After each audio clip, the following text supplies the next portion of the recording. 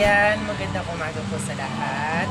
Ako po pala si Leon Silvana o mas kilala sa pangalang Brian Landayan. Dito po sa probinsya po ng Candaba, Pampanga. Wow, probinsya ng Candaba, Pampanga. Probinsya po ng Pampanga at munisipalidad po ng Candaba. Ang aking chapel ay nakatayo po sa Lanang, Candaba, Pampanga sa Control, Purok 6, no? Sa matay intim at malalim na devosyon ko sa mahal na Birheng de Gracia, sa kanya po pinangalan po yung chapel. Welcome po lahat na pumunta doon. Tuwing Friday po kami ay nagro-rosaryo po, 5 PM po siya, always, no? Tapos po, every Sunday, nandun po ako for live mass po, live stream mass sa YouTube. Pinapaandar ko po siya dun sa tropa mismo ng aking chapel. Well, ang nais ko lang pong sabihin sa inyo ay pinatayo ko po ang chapel na yon, no, para magbigay at magbukas ng devotion para sa iba sa mahal na Birhen. No? Kahit maraming title yan, okay lang. No? Pero, ang ano po dyan ay ang Madre Divina de Gracia ay siya ang ina ng grasya. Ibig sabihin po, siya yung nagbibigay po ng grasya. No? Sa ating pagsisipag sa araw-araw, nangangailangan tayo ng grasya, sa inibay ng ating pananampalataya, nagmumula po yan sa atin at sa ating mahal na Panginoon Diyos at sa tulong din ng ating inang si Virgen Maria. Ang Maria de Gracia po ay meron po siyang mga iba't ibang activities about devotion, no? Ang Madre Divina de Gracia po ay pumupunta din po sa SM Pampanga exhibit tuwing September at pumupunta rin po siya sa October sa Magalang po. Doon po siya nag-exhibit. Tapos po nag-exhibit po siya minsan sa Sulipan Apalit o kaya naman po sa Santa Maria Minalin, Pampanga, no? Tapos minsan nag-exhibit na siya sa Pasig Lord Baptism Parish Church dito po sa Candaba. Ngayon po ang dambana po ng ang aking alagang na si Nuestra Señora de Gracia ay nandito po sa control po ng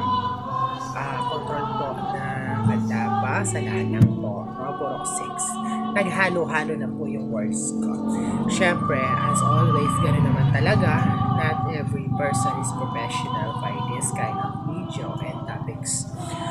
Pero meron po akong gustong sabihin na ang aking Madre Divina de Gracia ay pupunta po at makikidaos po sa Coraldal po sa Santa Maria, Santa Ana, Pampanga at pupunta rin po siya sa Santa Lucia, Candaba, sa Santa Lucia, Santa Ana, Pampanga at pupunta rin po siya sa San Nicolas, Santa Ana, Pampanga. Yun po ang mga rutang dadaanan po ng karo po. Yes, nakakaro po ang ating mahal na Birhen de Gracia. Siya po ay dadalaw as a surprise. At madalas naman nakikita siya.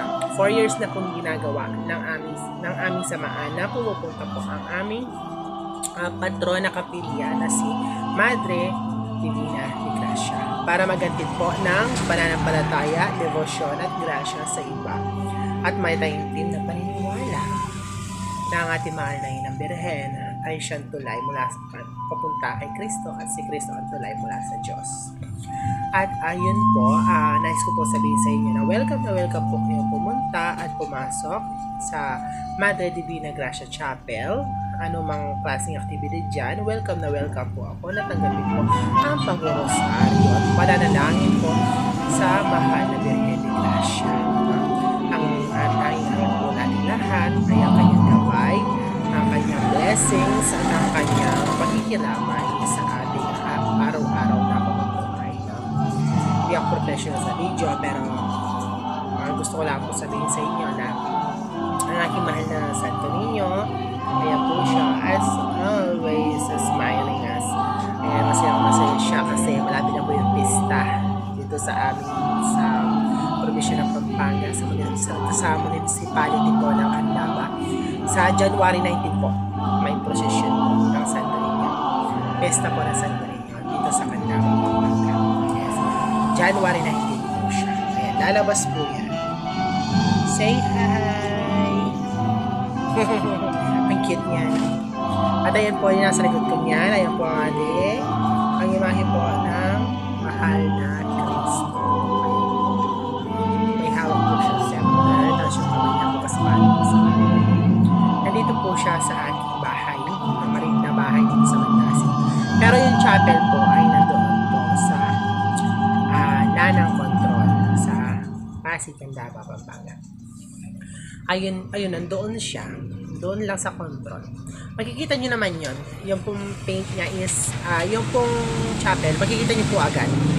Siya lang po yung chapel na nasa control. Siya lang po.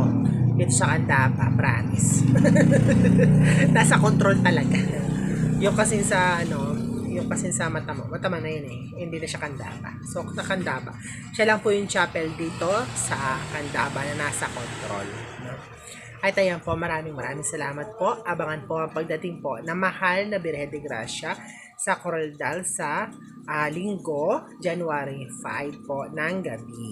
Yes, pupunta po siya visiting Santa Lucia and Santa Maria and San Nicolas. Yes, Sepong Ilo. Yan, get ready. Alam nyo na. Ayan po, paalam po at isa lang po masasabi ko, dumalaw po kayo sa milagrosong dambana ng mahal na Birhen ng Gracia o Madre Divina de Gracia de Candaba. Ayan.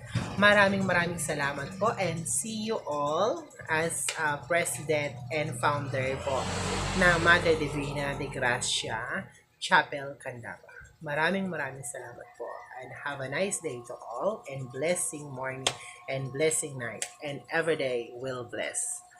Ayun po. Maraming salamat po sa lahat and see you.